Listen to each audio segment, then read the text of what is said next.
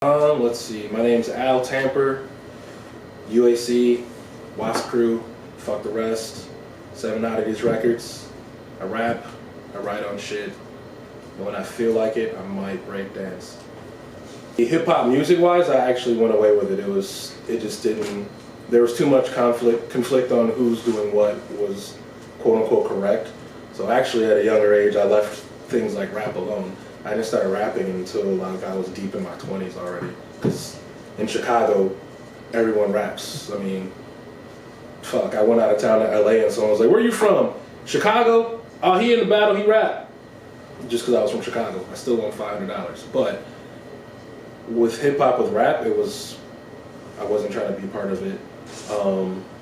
With Breakin, I was trying to be there because it just looked fun. Graffiti, I liked seeing it on the trains, on the Red Line a lot. So I mean, they all have their different reasons why. I mean, I could stop doing either one of them and honestly interchange them in and out of hip hop. So I mean, I think right now these days it's more because I've been here. So hip hop's mostly about showing and proving, in my opinion. Each one teach one, it's still a thing, even though people aren't really teaching anyone shit. You should be able to. So the best way to be able to is to be a good practitioner. So I think the drive for me in hip hop, as in all the things I do, is just to do it better tomorrow. I'm not even trying to be the dopest, but you won't forget who I am because I'm dope. Try to be dope. Meeting Crazy Legs at an event and we were just shooting the shit being guys was pretty cool. Because I've always heard he was a dick, but he was cool with me, and I don't really idolize people much, so I'll take note of who's doing what and try to just be around them and see what they're doing or saying what up. But for someone like that to be like, "Hey bro, what's good, man? I saw you in that show, man. You flipped over all them people. That was dope. Let's cipher." I was like, oh. Oddly enough, meeting Name on a rooftop. Some chill shit, but I climbed up there. He was already there. He turned and looked at me like he was finna pull out. I just was like, "My name's Al." And that's who we met. We've been real cool ever since. Like, never a problem. I mean, you send respect, it comes back. So I've always sent him respect. So it comes back. But rapping with AC alone was pretty dope. Rapping with Elda Sensei was dope. Like he came to the lab. So being on a track with him was dope. Kept me busy. I feel like a lot of people my age were up to no good because that's all they knew. Because they had time to be up to no good. And I mean, unfortunately, a lot of us didn't come up with anything. So, you know, idle hands mixed with the hustle got you into a lot of trouble. So it taught me to like push things outside that you don't need to be a part of. Keep better crafting what you do for yourself. Breaking kept me in shape. Like when I stopped breaking, I instantly got bigger. My family's big people.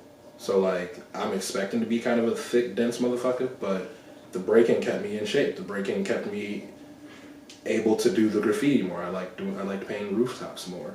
Sometimes you gotta run from motherfuckers. Sometimes you gotta run to motherfuckers. So I mean, breaking kept me in shape. Rap keeps my mind sharp because I need to have more information. It's a lot of things that you need to learn how to do with yourself, even if that is reading up on how to fucking make sure my knees stop, or how does a top spin, so I can relate that to myself doing 90s, drills, deadmans, windmills, head spins, you know. Sometimes you gotta just dip into some science and figure out why you're doing it wrong. Hip hop kind of made me do shit to keep me busy, which then turned into keeping me busy making money out of it. I didn't really make money from dancing, but I made more money from teaching, from doing workshops. But I didn't make that much money performing, but I was in those cool performances because someone saw that I can do this. And so it's a good cycle to keep going back and forth, you know. Graffiti, I make no money doing this shit, but people around me can be like, "Yo, Tamp, where can I get paint?"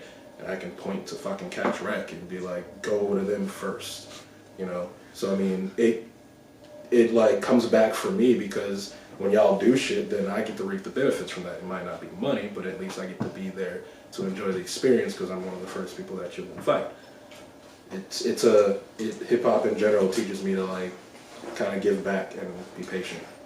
Rap-wise, since I wasn't paying attention to rap, it was people that I was already around. So like, I was already around Race Car, I was already around Long Shot, I was already around Psalm 1 and Diverse. So naturally, I just looked at what they're doing. The way Race Car was crafting words, I'm like, that don't even make any fucking sense. And he'd say it again to me slowly. I'm like, oh, okay, it makes sense. Psalm was like, yeah, do that shit. You can do whatever you want. You can craft a sentence, you can craft a rap. What the fuck? But then with graffiti, it was mostly like, it should have been graph mags, but it wasn't really. Because I mean, when I was looking in these magazines, I wasn't looking at who did it or whose name. The only name that sticks in my head from when I was looking at graph mags was people like Twist, because he's got a long ass name. He put up Twister. I got Tamper. So how is he making 6 letters work? Then it was like, who does that around me? Trickster. He's got big letters, big dumb letters. And they look so fresh. So then that made me be like, who else is around? All right, Slang is around. All right, who's closer now? I went to the same high school as Poe's MSK. So like, I could not see him and Smut tearing up every bridge in Evanston and act like it wasn't there. I went to high school with Kaiser, so he was already out here bombing a lot. So it was cool to see what he came back with, because I wasn't bombing like that. I was just tagging in the school and around Evanston, around the north side, running out painting uptown. So to see what he'd come back with, being already in like Cab Crew and TMS, yeah. It was dope to see what he'd come back with. So like, then it's like even closer. Who can I find even closer who does this shit? So then it was like, Wiz One Up was killing it. Like, Lil Quiet, Eddie, Soul, just getting it. So I always try to see who was closer to me to like do this, so then I can get a style similar, but not the same. Because I mean, it's hip hop. You're gonna find everything from someone that's done it before you, but you should make it yours. So that's all I was ever trying to do, is how do I do that to make it mine? But still give them props. I'll tell them straight up, yeah, I totally bit your art. I totally took your cue and made that shit into an A. Breakin was different because like, that's something I kind of grew up doing on my own. My mom used to be like, my mom and my uncle used to hit the clubs and try to be on Soul Train and shit. So like, I was just looking at them being silly and was like, I like that too. I can do that, but I want to touch the floor. So with that, it was just people I knew. But then as I got older and started going to break jams, I was really sticking to people and getting closer. So I started peeping like most of the brickheads actually. So my first battle ever, and probably like quickly to be one of my last battles ever, because I got into performing more, was a Spin Master from the Brickheads. I knew I was gonna lose, but the fact that he treated it like, you know, he's gonna win anyway, but I still had to try to beat him. We're still cool to this day. I started teaching more, so then that put me around Chicago Tribe. So I liked watching how they would like practice more.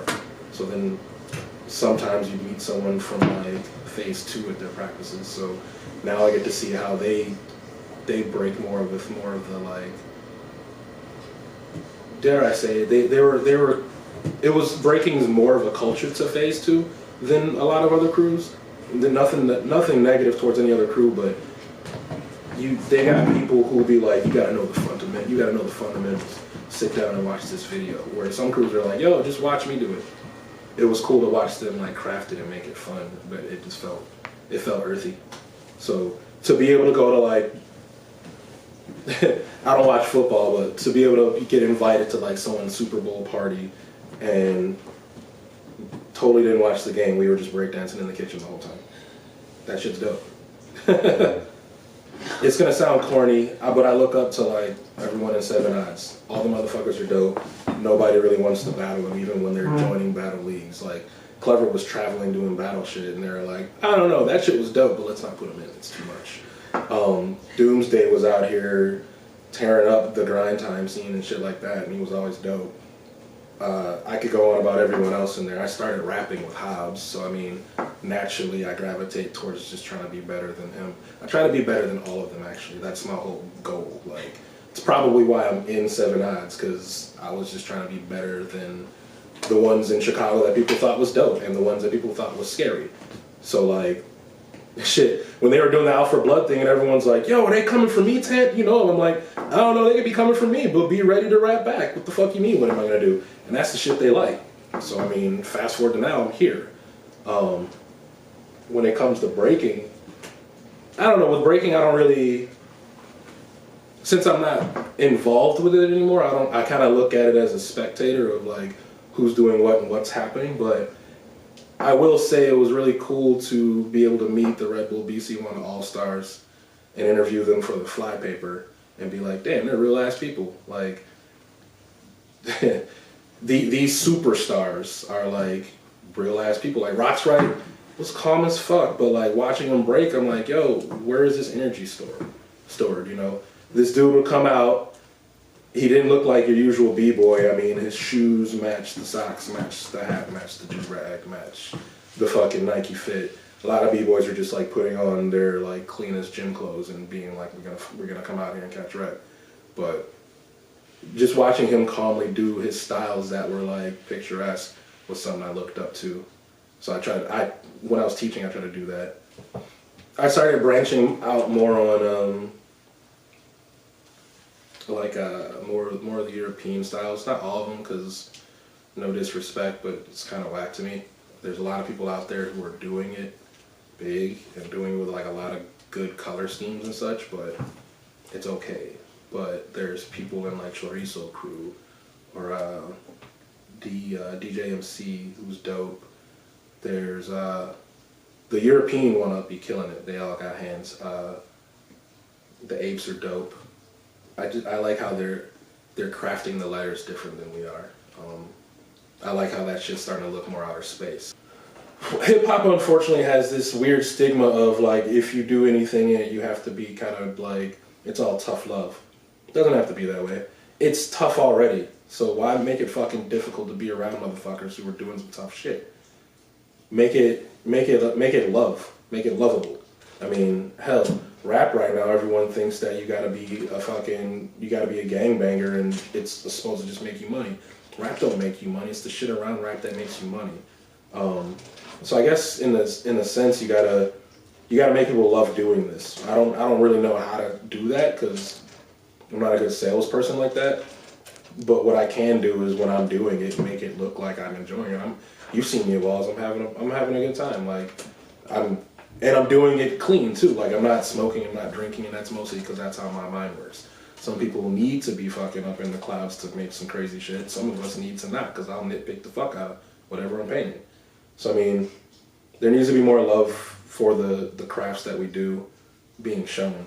I mean, we love it enough to keep doing it, but we kind of love it in a backwards way where we won't let it go for everyone else to experience it the way we do.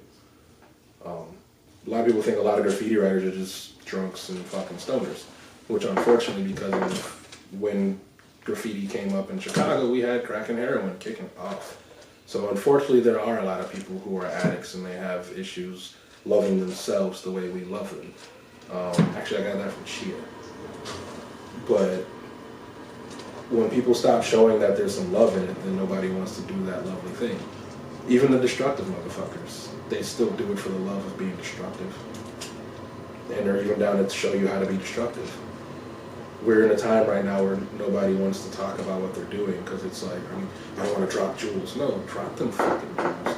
What do you think you clean off of a fucking diamond when you clean a diamond? Diamond dust. Give them that shit. Let them figure out what they need to do with the key for the diamonds and shine too. Roll around that motherfucker if you got it. So I mean, show more love for it and motherfuckers are gonna want to love it the same way you love it. Hip hop's never gonna die. It's just always gonna transform into something people aren't used to seeing. And when it comes to being something new and something people haven't seen that they're already part of, they're naturally gonna fucking hate on it. So I mean, my reason of even bringing it up that way is we have a lot of gatekeepers in hip hop who stand in their corners with their arms crossed, talking loud though. There's so many people in every aspect of hip hop who are always trying to fucking play it like it's a game and then they move the goalposts, you know, like because they don't want you to play the game, but they want you to hear how to play the game. But how you gonna coach me into playing the game if you won't let me play the game, right? That's what a lot of people are doing. So I figure I feel like if there was more, sure, be loud about what you think it should be. Whether the new kid who heard you talk about it or not, likes you or not, they heard it, it's going to influence what they think about it. And the more you keep kind of putting that in the air, it'll continue to be hip-hop that we appreciate versus the hip-hop that we don't like. So, because I mean, again, if we're talking about just rap, there's a lot of people on the radio who are rapping and singing who will tell you that they don't do anything hip-hop related. I mean, the names of them coming up will tell you alone that they don't know because they're not paying attention.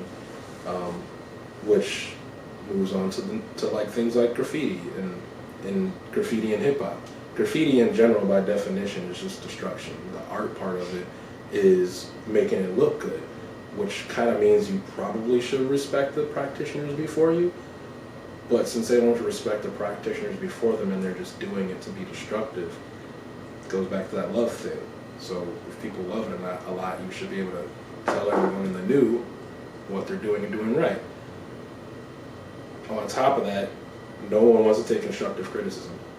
So I mean, as practitioners, we need to be able to teach people how to take it. So I mean, more disclaimers. There's too many of us in this culture who come from backgrounds where we didn't learn all this shit, but it's time to start. It's easy to look it up. People are on their phone all the fucking time to do everything else. You can order weed on your phone now. How about you look up how to act right? Exercise your brain and you don't have to worry about how the rest of the body's gonna move because you're already thinking about how to do shit right.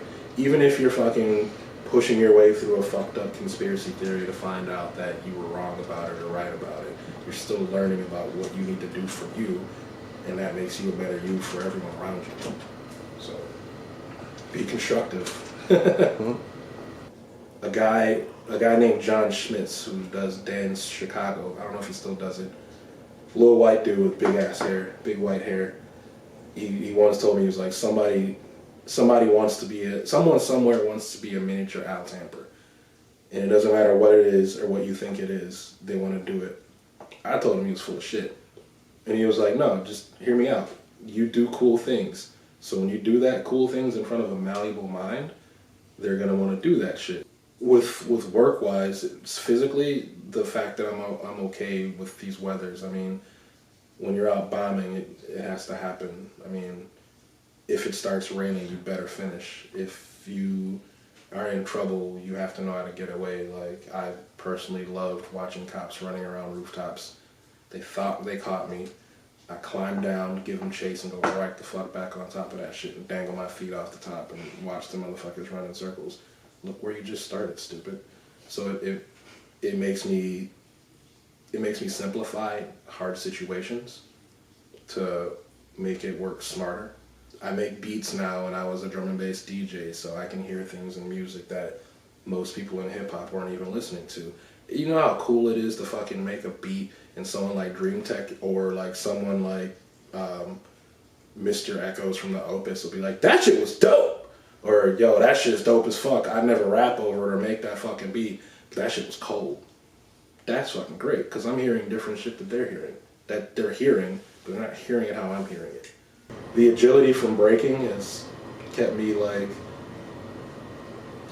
in so much better shape than even the younger cats. When I was working with the phone company, there was a dude who came in, he turned 21 on the job and was already having like back issues and like early like symptoms of gout and shit like that, just from the unhealthy behavior we build working there. I mean, we eat like shit. We sit in the van and wait for our job to come through or wait for the day to be done and then quickly get up and try to hurry up and finish this job. I do shit like show up to work and warm up and stretch. This is all shit I've learned from keeping my health right as a b-boy and as a fucking dancer. So to them it's mind-blowing, but to me I'm like, duh, nigga. Shit, first off, big up to Catch Wreck. It's been dope watching y'all slowly grow into like the company Chicago talks about in this hip-hop culture of painting on shit and just being dope. whether it comes from just getting your tools to craft things or just getting your fashion on. Shit, big up UAC, big up Fuck the Rest, big up Wasp Crew, DHS, fucking Puma Crew, TMR, which is TCK and Jam. Big up my family who's trying to not fucking kill each other. Big up my girl who's not trying to kill my family. Big up 7 Oddities Records, of course. Raw HipHop, nothing less since 2000. We still scare y'all motherfuckers. Be on the lookout for OFB4. I guess big up myself, man. Fucking, I'm still here. I wasn't expecting to make it past 18. I'm fucking 40. And I'm still agile as fuck to beat some sense out of these young motherfuckers who think they can come and take my culture and turn it into whatever the fuck they want. You have to pass me. I'm a gatekeeper of this hip-hop shit. You want to get dope hands? You gotta pass me. You want to fucking talk about how dope y'all are breaking? You gotta pass me. And I can pass you to some cool people who do it better than I do. You want to fucking rap? I'm gonna keep you on your toes. More information for my shit, you can go to tampertron.com. Fucking, it's cold in Chicago. Get a hoodie. We wear 2 hoodies in the winter. Get a shirt for your girl. Get some tank tops. Get some music. 7odds.com, 7oddz.com. Get more destructive music and learn how we do it here and around the world. Big up Chicago, because there's no city like it. We still here. You know, the only thing that's prettier than the Chicago skyline is the Chicago skyline from a different angle. You can't do that in any other city. That's why they call it the second city. You gotta come here and make it. If you couldn't make it wherever the fuck you're from, you start over here. If you can't do it after coming here, you just can't do it. That's how we build them. Aboard on the orders, it's the Rossetti course of the killer dope that'll definitely murk you and drop a horse. Damn. Get comfy, dummy, tonight we feed on the wackest, my nigga. We stay hungry and definitely.